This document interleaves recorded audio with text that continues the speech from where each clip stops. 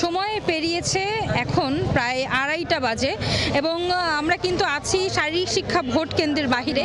আমরা দেখছি আমাদের ডাকসু নির্বাচনের যে ভোট গ্রহণ প্রক্রিয়াটি আছে সেটি কিন্তু আসলে আর মাত্র 1.5 ঘন্টা বাকি আছে এবং এই শেষ মুহূর্তে আমরা দেখছি হলের সামনে কিন্তু শিক্ষার্থীরা ভিড় করছেন। আমরা সকাল থেকে এই হলের সামনে ছিলাম এবং আমরা কিন্তু দেখছি এই ভোট কেন্দ্রে সকাল থেকে যে ধরনের শৃঙ্খলা আমরা দেখেছি, বেলা বাড়ার সাথে সাথে কিন্তু বিচ্ছিন্নভাবে শিক্ষার্থীরা কিন্তু এই হলের সামনে অবস্থান করছেন। আমরা একটু জানিয়ে রাখি যে এই হলের সামনে কিন্তু আইন শৃঙ্খলা বাহিনী বেশ তৎপর রয়েছে এবং তারা কিন্তু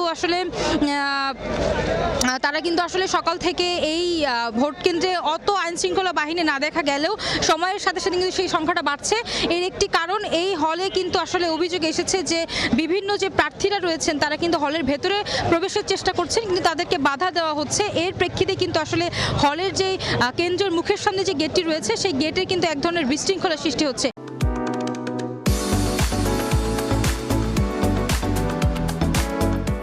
সেই বিশৃঙ্খলা প্রতিহত করার জন্য কিন্তু আইন শৃঙ্খলা বাহিনী তৎপর রয়েছে আমরা দেখছি। আর বেশ বৃষ্টি পড়েছে এর মাঝে এবং বৃষ্টির পরবর্তীতে কিন্তু বৃষ্টির সেই সময়টুকুতে এই স্থানটিতে শিক্ষার্থীর সংখ্যা কম থাকলেও আমরা পরবর্তীতে দেখেছি নিজের পছন্দের প্রার্থীকে জয়ী করার জন্য কিন্তু সেই হলের ভোট কেন্দ্রের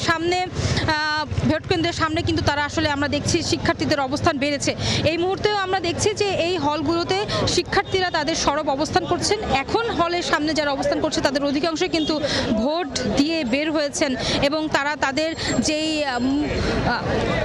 যে প্রার্থী রয়েছেন তাদের সম্পর্কে কিন্তু আলোচনা করছেন এবং একটি সরব উৎসব মুখর পরিবেশ কিন্তু আমরা এখনো দেখছি টিএসসি এবং এই যে শারীরিক শিক্ষা প্রাঙ্গণ রয়েছে ভোট কেন্দ্র সেখানে।